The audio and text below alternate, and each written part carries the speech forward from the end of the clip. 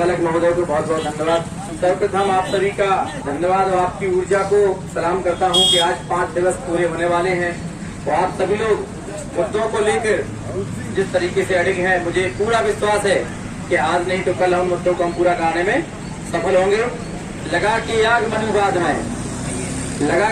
मनुवाद में हमने ये शौक पाले हैं, अगर कोई पूछे तो बता देना हम जय भीम वाले हैं। सभी को जय भीम। जिन मुद्दों को लेके यहाँ पे ओबीसी महासभा का जो धरना प्रदर्शन जारी है, इसमें कई सारी चीजें ऐसी हैं कि जो लोग जिनसे हम मांग रहे हैं असल मायने में उनको हमें देना चाहिए, क्योंकि उनकी संख्या इतनी नहीं है भाई। जिसकी जितनी संख्या बारी उसकी उतनी हिस्सेदारी। ये वो बात कर रहा है जो इस देश के अंदर संख्या में ज्यादा है और जो संख्या में नगण्य है। एक प्रकार देखा जाए, उन्होंने कहा कोई भी पंचायत उठा के देख लीजिए, जौन दलित समाज की वोटिंग 500 से ऊपर होती है तो बोलते ये गांव उनका है। ये बोला जाता ना, अगर उस गांव के अंदर 500 से ऊपर यादव समाज की वोट होगी तो क्या बोलेंगे, ये यादवों का गांव है। अगर किसी गांव के अंदर लोधी समाज की 500 से ऊपर वोट होगी तो क्या बोलेंगे कि ये लोधियों का गांव है।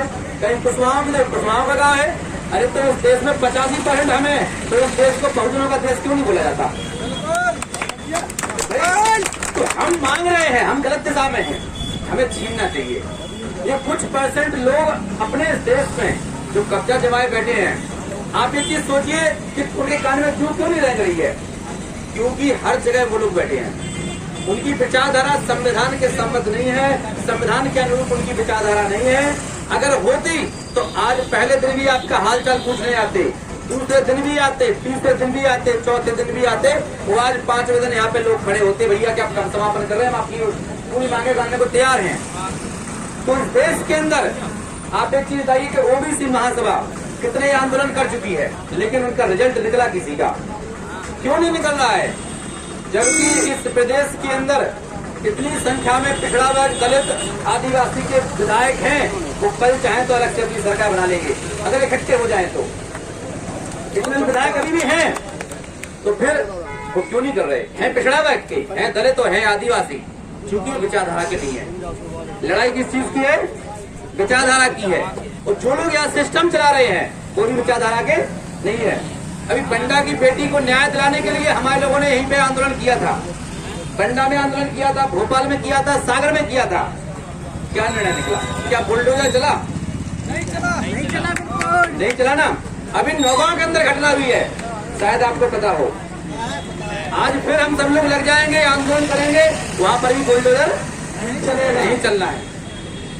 तो समझने की कोशिश करिए कि तुम्हारे आंदोलन करने से उनको डर नहीं है, तुम्हारा कहीं तीसरी जगह वोट करने से डर है। समझ पा रहे हैं मेरी बात को? जो मेरे भाइयों ने भी नारे लगाए कि बीजेपी कांग्रेस मुर्दाबाद, आपके नारे में इसको जहन में उतारने की जरूरत है। बहुत अच्छे 70 सालों से देखिए, जब यहाँ पे कांग्रेस की सरकार थी, बीजेपी ने कहा कि तुम कांग्रेस में वोट देके खराब कर रहे हो, कांग्रेस को वोट देके खराब कर रहे हो। चलो हमारे लोगों ने बात मानी, बीजेपी को जिता दिया। अब बीजेपी से परेशान होकर कांग्रेस वाले बोल रहे कि तुमने बीजेपी गलत वोट दिया था, हमें देना चाहिए थे। अरे मैं दावे के साथ कह रहा हूं कि हमारे लोगों ने 70-75 सालों से बीजेपी कांग्रेस को वोट देके अपना वोट खराब किया है। अगर अपने व्यक्ति को वोट दिया होता तो आज कहां से कहां हमारा देश पहुंच गया होता। तो आज ज्ञापन हम दे रहे हैं, उसके साथ साथ हमें ये समझना है, इनको इतना ढंग के अंदर बैठाना है कि भले हमारे जाति का क्यों ना बीजेपी से आ जाए, भले हमारी जाति का क्यों ना कांग्रेस से आ जाए, हमें विचारधारा की लड़ाई है। वो जब तक आप विचारधारा से नहीं पाए जानोगे, जैसे मैं हूँ मृदेश कुशवाहा, जिला पंचायत सदस्य हूँ आप सबके आशीर्वाद से, लेकिन मैं कुशवाहा के लिए राजनीति नहीं कर रहा हूँ। बात को समझने की कोशिश करना। हमारे यहाँ पे सीताराम लोधी जी हैं, वो कभी लोधियों के मुद्दों को लेकर रोड पर नहीं आते। यहाँ पे नीलेश यादव जी हैं, कौशल प्रजापति जी हैं। हम लोग इस विचारधारा से, अगर सबसे पहले तो आप बहुजन कहना शुरू करिए, क्योंकि जन जन से मिलकर है बहुजन। जो हमारा समाज है, कभी तो एक वक्त ऐसा था कि इसको आर्यव्रत भी बोल दिया गया था, बोला गया ना इस देश को। तो कई सारी चीजें ऐसी हैं जो हमारे बीच में गुमराह है, हमारे लोगों को तोड़ने की कोशिश की जाती है। आज कांग्रेस पार्टी जो है, उनको उनके पास कोई मुद्दा नहीं है, सिवाय छलावे के। उन्होंने कहा कि हम 1000 देंगे, इतने का हम 1500 दे देंगे। क्या ये कोई योजनाएं हैं? तो हम लोगों को समझने की जरूरत है कि थर्ड फ्रंट हम मजबूत करेंगे और हम उसमें वोट करेंगे। जब आपके लोग जीत के जाएंगे तब जाके आपकी ये मांगे पूरी होने वाली हैं। आप बताइए, 26 जनवरी 1950 को भारत का संविधान लागू होता है और 6 दिसंबर 1956 को बाबा साहब इस दुनिया से चले जाते हैं। तो कितने साल महज? 6 साल। 6 साल जब तक बाबा साहब जीवित रहे तो उन्होंने कहा कि हर किसी को शिक्षा का अधिकार है। तो अपने देखते देखते उन्होंने हर गांव तक स्कूल बनवाए। मैं आप सबका भ्रम भी दूर कर दूं, जो ये बोलते हैं कि सनातन के अंदर बहुत अच्छी व्यवस्थाएं थी, तो अगर व्यवस्थाएं होती तो स्वामी विवेकानंद विदेश पढ़ने नहीं जाते, बाबा साहब विदेश पढ़ने नहीं जाते, नेहरू गांधी विदेश पढ़ने नहीं जाते। इसका मतलब है कि अपने देश में उच्च शिक्षा की व्यवस्था नहीं थी। फिर बाबा साहब ने जब तक वो जीवित रहे उन्होंने इस देश के अंदर शिक्षा लागू कराई, इस देश के अंदर आरक्षण व्यवस्था लागू कराई। और जैसे ही वो खत्म हो गए, जैसे ही वो दुनिया से छोड़ कर चले गए, कांग्रेस पार्टी ने उनका नाम मिटाना शुरू कर दिया। 1990 के अंदर लालू प्रसाद यादव, मानवर कांशीराम साहब जैसे तमाम पिछड़ा वर्ग के लोगों ने इस देश के अंदर मंडल कमीशन लागू कराया, जिसके तहत पिछड़ा वर्ग को 1990 में आरक्षण मिला। देश कब आजाद हुआ था? 1947 में। संविधान कब लागू हुआ? 1950 में। और आरक्षण कब मिला पिछड़ा वर्ग को? 1990 में। तो ये कांग्रेस जितनी हरामखोर पार्टी कोई है क्या? पिछड़ा वर्ग के लिए सबसे धोखेबाज पार्टी कौन सी है? 1990 तक किसकी सरकार रही? कांग्रेस की रही ना। और जो आज ये हरियाणी वासी हो रहे हैं ना, ये सिर्फ आपको छलावा है, आपको धोखा दे रहे हैं। जो हमारे लोग कांग्रेस में जाने की कोशिश कर रहे हैं, अरे धोखेबाजों। बाबा साहब ने कहा था, जब बाबा साहब, आपको पता होना चाहिए कि जो आज का बांग्लादेश है वहाँ पे एक अपनी लोकसभा की सीट आती थी, जहाँ के चंडालों ने, वहाँ के महारों ने बाबा साहब को लोकसभा में पहुँचाया था, संसद में पहुँचाया था।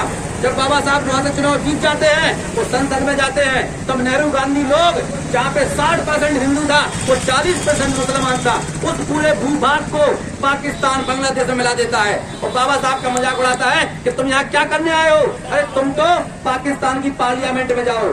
सोचो ये कांग्रेस कितनी गद्दार पार्टी थी कि बाबा साहब को उसमें घुसना नहीं देना चाहती थी। कांग्रेस के लोगों ने कहा कि बाबा साहब, हमने तुम्हारे सारे दरवाजे खिड़कियां बंद कर दी, तुम यहाँ नहीं पहुँच पाओगे। बाबा साहब बेचारे जैसे तैसे को फिर से लंदन जाते हैं, वहाँ जाके बात रखते हैं कि अभी देश को आजाद मत कर देना, ये हरामखोर लगे। सोचिए आप कि कांग्रेस ने क्या बाबा साहब को खून के आंसू रुलाए थे। अरे जो बाबा साहब को रुला सकता है।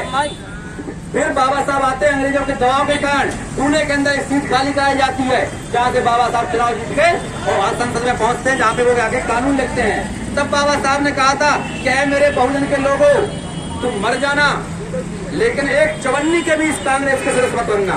लेकिन हमारे भोले वाले लोग, उन्होंने कहा कि कांग्रेस को हराना है तो बीजेपी को वोट दे दो। अब वो बोल रहे बीजेपी को हराना है, कांग्रेस को वोट दे दो। और तुम ज्यादा हल्ला करोगे पिछड़ा बैग, तो उनके पास हथियार है, तुम्हारे पिछड़ा बैग के किसी व्यक्ति को टिकट दे देंगे।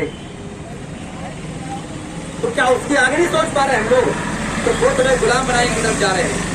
तो आज समझने की जरूरत है कि कांग्रेस सबसे बड़ी गद्दार पार्टी है, उसके बाद है बीजेपी। क्योंकि कांग्रेस ने तो जन्म दिया बीजेपी को। वो आज बीजेपी की सरकार है तो आधे नेता कौन सी पार्टी के हैं? आज बीजेपी में जो विधायक है, सांसद है, वो कांग्रेस के हैं। वो आप देख लेना, वो बोल रहे कांग्रेस की सरकार बनेगी, अरे तो यही लोग कूद के उसमें पहुंच जाएंगे। तुम्हें क्या मिलने वाला है? सीधा सिस्टम ये है कि आज बीजेपी के लोग लूट रहे हैं। अरे अभी हल्ला चल रहा था कि भाई आरक्षण किस आधार पे होना चाहिए? बोले आरक्षण होना चाहिए आर्थिक आधार पे। सरकार किसकी है? बीजेपी की। सरकार किसकी रही? कांग्रेस की। विपक्ष में कौन है? कांग्रेस। और ये बोल रहे हैं कि आर्थिक आधार पे आरक्षण मिलना चाहिए। हमें बताइए, अरे इनकी औकात नहीं है कि आर्थिक आधार पे किसी का बीपीएल कार्ड भी बना दें। अरे गरीब को भी गरीब साबित होने के लिए 5-6 हजार रुपए देना पड़ता है। देना पड़ता है कि नहीं देना पड़ता है? जो ये आर्थिक आधार की चर्चा कर रहे हैं, तो ये आर्थिक आधार पे आज भी एक फुटी देने को तैयार नहीं है। जो 20-25 हजार रुपए दे देगा उसको फुटी दे देंगे। अरे सोचने वाली बात है कि जो आपके आर्थिक आधार पे आपके बीपीएल कार्ड नहीं बना रहे हैं, आर्थिक आधार पे आपको फुटी नहीं दे रहे हैं, तो वो आपको आरक्षण कहाँ देंगे? नौकरी दे देंगे क्या आरक्षण आधार पे? हमें तो जनसंख्या की गिनती करवानी है। हाँ, जाति के आधार पे हमें आरक्षण चाहिए। Schedule caste, SC ST OBC हमारी जो स्थिति है, हमें उस पर अभी आरक्षण चाहिए। अभी लागू नहीं हुआ। वो लागू कब होगा? जब हमारी सरकार आएगी। मेरे भाइयों, आप न कितने आंदोलन कर चुके हो, बात की गंभीरता को समझने की कोशिश करिए। आप यहाँ पे 1 लाख लोग इकट्ठे हो जाओगे, 2-4 लोग मारे जाओगे, कुछ दिन में ये सब शांत कर देंगे। पूरे माहौल को क्या कर देंगे? शांत कर देंगे। चुनाव आते आते ये जातिगत पूरा चुनाव कर देंगे। जिस जगह पे आपका भाई कोई पिछड़ा बैठ कर लड़ रहा होगा, उसकी जाति को दबंग बता देंगे, ये उधर मोड़ देंगे। जहाँ पे इस पार्टी से ये बस इसी में उलझा देंगे आपको। जिन मुद्दों को लेके हम बैठे हैं, उन मुद्दों पे काम बिल्कुल नहीं करने वाले। मेरा निवेदन है, इस जो यहाँ बैठे हुए हैं SC ST OBC के लोग, पिछड़ा वर्ग के लोग, अगर आप चाहते हो कि सत्ता में भागीदारी हो, 230 सीटें हैं, 230 सीटों में आप 30 सीटें फोकस कर लो ओनली। वो उसी चीज से डरेंगे। जिस दिन तुम टीकमगढ़ की एक विधानसभा देख लोगे, निवाड़ी की एक देख लोगे, छतरपुर की एक देख लोगे, तुम वहाँ ऐसे धरना देना वहाँ चालू कर दोगे कि नहीं, यहाँ तो हम पिछड़ा वर्ग का, दलित का या फिर आदिवासी का, हमारी जाति विचारधारा का विधायक बनाएंगे। उस दिन की नींद हराम हो जाएगी। उस दिन तुमको पुलिस उठाने लगेगी वहाँ से, समझ जाना तुमसे खतरा पैदा हो गया। अभी कोई पुलिस देखने भी नहीं आ रही है, तुमसे कोई खतरा नहीं है। उनको तो मजा आ रहा है कि तुम माहौल खराब करो, बीजेपी का कांग्रेस जीतेगी, उनको तो मजा आ रहा है ना। तो इस चीज को समझिए कि 30 सीटें आप फोकस करिए। जितना अपना आज जैस संगठन है, जो आदिवासी संगठन है, भाई 30 सीटें आप फोकस कर दो। जितना बहुजन समाज है वो 90 सीटें होती हैं, और 90 सीट अगर आपकी बन गई तो मुख्यमंत्री आपका बैठेगा, कितना 24 आवर आपकी जनगणना के लिए आपका बिल पास हो जाएगा। पहली बैठक में आपके लिए जितनी भी ये योजनाएं हैं, जिनको लेकर आप मांग कर रहे हैं, वो पूरी हो जाएंगी। वक्त बहुत कम है, 8 महीने बचे हैं। आज हम ज्ञापन देंगे, अगर उसका रिजल्ट नहीं आता, किसी ने कहा है कि अगर आपको मंजिल नहीं मिल रही है तो आप जहाँ कोशिश कर रहे हैं या तो उसमें कमी है या फिर दिशा गलत है। भाई हम पूरा खोदे जा रहे, पानी नहीं निकल रहा है, तो भाई दिशा गलत है ना हमारी। हमें कुछ तो सुधार करना पड़ेगा।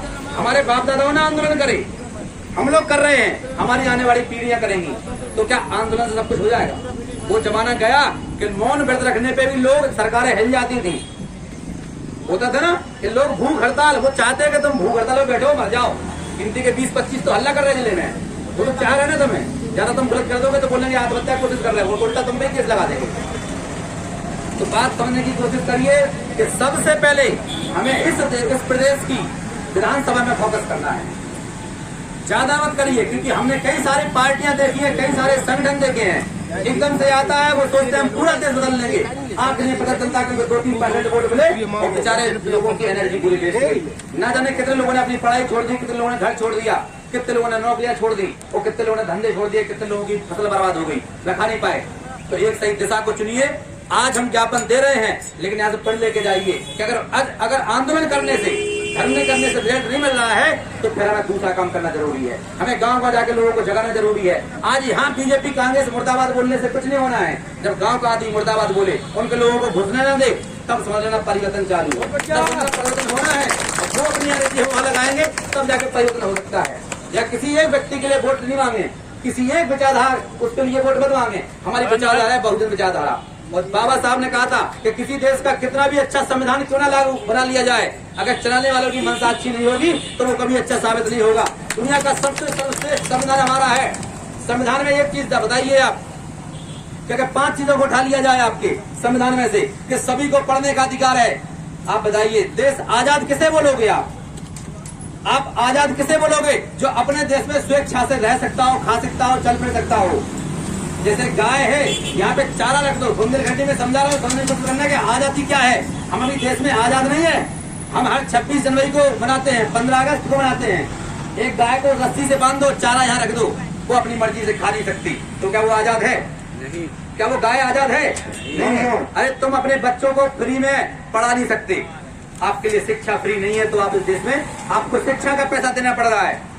बेसिक जरूरत है, एक इंसान की बेसिक जरूरतों पर सरकार टैक्स नहीं ले सकती, पैसा नहीं ले सकती। बेसिक चीज क्या होती है? पहला है पानी। क्या है? पानी। पानी पे सरकार टैक्स नहीं ले सकती, लेकिन ये बोतलों में बिक रहा है कि नहीं बिक रहा है? अगर आप अपने देश में पानी भी खरीद के पीना पड़ रहा है आपको, तो इस देश में आप किराएदार हो। अगर आप अपने बच्चों को पढ़ाने के लिए पैसा दे रहे हो, तो इस देश के अंदर आप किराएदार हो। अगर आप बताइए, फिर आता है न्याय। अगर न्याय आपको पैसा में देना पड़े, आप जानते हो कि अगर आपने कुछ नहीं करा, किसी को थप्पड़ भी नहीं मारा, कोई तीसरा व्यक्ति आएगा, ओबीसी और SC ST को लड़ा देगा, SC ST एक्ट लगाएगा, उनको 50,000 दे देगा, 50,000 दे देगा, तुम पे झूठा केस लग जाएगा। ऐसा हो रहा है नहीं हो रहा है? आज जेलों के अंदर, इस जेलों के अंदर 60% लोग बेगुनाह भरे हुए हैं, SC ST लोग, जिन पे कोई बेचारों को झूठा केस लगा दिया गया है। तो इस देश के अंदर न्याय के लिए पैसा देना पड़ रहा है, आपको शिक्षा के लिए पैसा देना पड़ रहा है, यहाँ तक कि जब स्वास्थ्य की बात आती है तो स्वास्थ्य के लिए भी आपको पैसा देना पड़ रहा है। मुझे बताइए, कौन सा भाई अपना आजाद है जब हर चीज की कीमत दे रहे हो? तो इस देश के अंदर आप किराएदार हो। इस देश के अंदर 85% जो लोग इस देश के मूल निवासी है, वो इस देश में किराएदार है। आज आप बताइए, हर चीज की आप कीमत तो दे रहे हो। बाबा साहब ने कहा था कि ये देश आजाद हुआ है सभी को, उन्होंने तो ये भी कहा था कि नौकरियां भी संख्या के आधार पर बांट दी जाए, इस देश का जल जंगल जमीन उनको संख्या के आधार पर बांट दिए जाए, लेकिन उन्होंने क्या करा? आज आप बताइए, हबीबगंज स्टेशन जाते हो, खून खोलता होगा, वहाँ लिखी है बंसल प्रॉपर्टी। अरे बंसल कौन है? आपको पता होना चाहिए, शिवराज सिंह चौहान का पार्टनर है। बिल्कुल, शिवराज सिंह चौहान का पार्टनर है, आपको पता होना चाहिए। आज वो 4,000 करोड़ का मालिक हो गया था। अभी पिछले कोरोना के टाइम पे आया था कि मध्य प्रदेश का सबसे अमीर व्यक्ति कौन है? बंसल ग्रुप है। आपका ये रोड किसने डाला? बंसल ने डाला। ये पटरी कौन बिछा रहा है? बंसल बिछा रहा है। और 4 बार का मुख्यमंत्री कौन है? शिवराज सिंह चौहान। तो ये इनके भी तो मिली भगत है बिजनेसमैन से। आप बताइए, बंसल न्यूज आ रहा है, बंसल तेल आ रहा है, आप खा उनको रहे हो, देख उनको रहे हो, चल उनकी रोड पे रहे हो, वोट उनको दे रहे हो। तुम्हारा बचा क्या इस देश में? तुम्हारा बचा क्या इस देश में? वोट डालना। वोट ऐसे आंदोलन करते रहोगे ना, सड़कों पे बहुत करा। 700 किसान मारे गए किसान आंदोलन में। कितने लोग मारे गए? 700 लोग मारे गए। लेकिन हुआ क्या आखिरी में? अभी बिल पेंडिंग में है, आपको पता होना चाहिए। उन्होंने बिल्कुल फेंक नहीं दिए, फिर से करेंगे वो दोबारा। 2024 में जीतेंगे ना, फिर ये बिल पास करेंगे। क्यों करेंगे? इनके लिए। अभी आपको पता होना चाहिए, CM राइस, ठीक है, अच्छी योजना है, बोले CM राइस, क्षेत्र के पूरे स्कूल चौपट करने जा रहे हैं। आप बताइए, आपके 5 साल के बच्चों को आप भेज दोगे खरगापुर पढ़ने के लिए? 5 साल के बच्चों को भेजोगे आप वहाँ पढ़ने के लिए? कौन देखेगा उनको? आपको डर तो अपने मोहल्ले में रहता है कि स्कूल में गया कोई पिट के ना जाए, कोई मार ना दे। और जितने अभी बिल्डिंग बनी नहीं है, पूरे टीचरों को उठा के हमने CM राइस के नाम पे पटक दिया है। वहाँ पे वहाँ के स्कूल चौपट कर दिए गए। क्यों कर रहे? क्योंकि उनको क्लीन जगह पे, आप बताइए, किसी रोड पे सरकारी स्कूल होंगे बड़े बड़े, उनको चौपट कर देंगे, वो सरकारी स्कूल फेल बता देंगे। उस बिल्डिंग में ये क्या करेंगे? ये कोई ठेकेदार को दे देंगे। जो जमीन है वो सब कब्जा करते जा रहे हैं। तो मेरी बात समझने की कोशिश करना, मैं कोई एक व्यक्ति विशेष नहीं, आप इस दर्द को समझने की कोशिश करें। आज लोग लालछन लगाते हैं, ये है वो है, पता नहीं क्या क्या, लेकिन असली लड़ाई वोट की है। तो अगर ये आपसे छिन गया तो ये आंदोलन पे भी असर नहीं पड़ रहा, बाद में आंदोलन करने की आजादी भी नहीं होगी। देखो, हर चीज का तोड़ है वोट, हर चीज का तोड़ है वोट। आपकी बहू बेटियों को न्याय चाहिए तो वोट सही जगह डाल दो। आपके बच्चों को अधिकार चाहिए तो वोट सही जगह डाल दो। आपको आरक्षण चाहिए तो वोट सही जगह डाल दो। आपको सम्मान चाहिए तो वोट सही जगह डाल दो। तो लड़ाई वोट की है, और मेरा निवेदन है कि वोट सही जगह डालें, जाति पर नहीं डालें। जो अपने जाति के बनाना चाहते हैं, जाति वाले लोग उनके गुलाम हैं। आप क्या सोचते हो? अगर कोई कुशवाहा टिकट मांग रहा होगा बीजेपी से, तो दबंगी से मांग रहा होगा। मुझे पता है, वो जाके वहाँ पैर दबा रहा होगा उन्हीं मानववादियों के, उनके थाई लाके घूम रहा होगा। वो आएंगे तो ऐसी होल्डिंग लगा देगा पूरे में कि मेरे सरकार आए हैं। तो पहले तो उनको पूछ रहा है, तुम्हारा काम करेगा क्या? मैं तो मेरी जात की बात कर रहा हूँ। अरे बीजेपी कांग्रेस से कभी भला नहीं कर सकती आपकी, ये कभी भला नहीं करने वाले। और सबसे बड़े गद्दार वो लोग हैं जो बाबा साहब की बात नहीं मानते। जय भीम तो बोलते हैं, जय भीम बोलते हैं, लेकिन बाबा साहब ने कहा था कि मर जाना तुम, लेकिन एक चवन्नी का भी कांग्रेस सदस्य बनना। लेकिन उनके अनुयायी 90% लोग कांग्रेस कर करके इस देश को डुबा ले गए। 70 साल से वोट खराब करा तुमने, 70 साल से। अगर एक बार अपनी पार्टियों को, इस देश के अंदर अगर अपनी पार्टियों को वोट दिया तो राष्ट्रीय पार्टी होती। आज बताओ, पिछड़ा व्यक्ति कौन सी राष्ट्रीय पार्टी है इस देश के अंदर? बताइए, पिछड़ा व्यक्ति कौन सी राष्ट्रीय पार्टी है? क्योंकि उन्होंने बोला कि हम राष्ट्रीय पार्टी है बीजेपी, हम कांग्रेस राष्ट्रीय पार्टी है, और तुम हमें तो, क्योंकि तुम्हारी तो हिम्मत है नहीं। भले तुम बोलते हो कि हम 50% है, 60% है, तुम्हारी राष्ट्रीय पार्टी नहीं। अब बीजेपी कांग्रेस से लड़ना है तो थर्ड फ्रंट तो आपको अपनाना पड़ेगा, वोट सही जगह देना पड़ेगा। और एक बात देख लो आप, 1950 में क्यों आरक्षण लागू हुआ? 1950 में बाबा साहब को अगर भारत रत्न मिला तो 1990 में मिला। क्या बीजेपी ने दिलाया? क्या कांग्रेस ने दिलाया? थर्ड फ्रंट की सरकार ने दिलाया। तो हमारे लोग क्यों नहीं समझ रहे कि महापुरुषों को भी सम्मान मिला। पिछड़ा बैग को अगर 27% यूपी के अंदर मिला तो यहाँ पे 14% भी आरक्षण नहीं है आपको। गलत फहमी मत रहो। बैकलॉग में डाल के रखे हुए हैं, जो भी निकल रहा है उसको होल्ड करके रखा हुआ है इन लोगों ने, और पीठ पीछे से ये भरते जा रहे हैं। क्या बोलते हैं कि टैलेंट टैलेंट, अरे टैलेंट नहीं, हम तो यहाँ से वहां तक जाते हैं, जाति दिखती है हमको तो यार। हमें तहसीलदार एक ही दिखता है, हमें SDM एक ही दिखता है, कलेक्टर एक ही दिखता है, आपका सारे लोग एक ही दिखते हैं। तो कहाँ गया आरक्षण बताइए हमें। वो क्या टैलेंट नहीं है? हमारे सरपंच साहब ने बताया था, वहां पे बोला था कि हम तुम्हारे मुंह पे थूक देंगे आरक्षण, बोला था ना। आप ये लिस्ट बना के देखिए, नंबर 1 कौन आता है पूरे देश के अंदर। तो टैलेंट की कमी नहीं है, तुम साला मौका नहीं देना चाहते हमको। मौका दे के तो देखो, दौड़ के देखो हमारे लोगों के साथ। तुम खेती करना नहीं जानते। एक बहस हो रही थी, बोले तुमने क्या करी? हमने खेती करी, हमने जमीन गोड़ी, हमने सब करा। बोले तुम यादव तुमने क्या करा? हमने उसने दूध बेचा, उसने भैंस लगाई, सब करा। वो बोला तुमने क्या करा? तो चुप रह गया, इतना मुड़े गया। बोले हमने सब लेने टाइम बात है, बिल्कुल बनने किया। हमारे लोग जानते हैं इस चीज को। कोई इधर बताते रहे, उधर बताते, उन्होंने कोई काम नहीं करा, उन्हें कुछ नहीं आता। ये अपने घर की छाप नहीं कर सकते, घर की पुताई नहीं कर सकते, वो छोड़ो, ये अपने घर की नाली साफ नहीं कर सकते, ना कुछ नहीं आता। ये लोग हमारे लोग स्टार्टिंग लाइन एक कर दी जाए, अगर हमारी स्टार्टिंग लाइन आप कर लो कॉम्पिटिशन में, तो तैयार हूँ ना। मैं पॉलिटिशियन हूँ, यहाँ के नेताओं से बोलता हूँ कि स्टार्टिंग लाइन एक होना चाहिए। वो अगर इनमें हिम्मत हो तो बिना दारू मुर्गा के चुनाव लड़के देख ले एक बार, बिना दारू मुर्गा के चुनाव लड़के देख ले एक बार हमारे साथ। मैं सबके लिए बोल रहा हूँ, इनमें नहीं है दम, इनमें नहीं है। ये आपके मुर्गे तैयार करते हैं, उनको दारू मुर्गा, इस पेटी ये पेटी ये पेटी, इनमें हिम्मत नहीं है, क्योंकि इनका मुद्दे नहीं है। इनको आखिरी में दारू मुर्गे पे चुनाव लड़ना है। बोले हम देश को हिंदू राष्ट्र बनाएंगे, ये करेंगे वो करेंगे, इन्हें कुछ नहीं करना। भाई अगर ये बोल रहे हैं हम राष्ट्र बनाएंगे, तो सनातन में क्या था?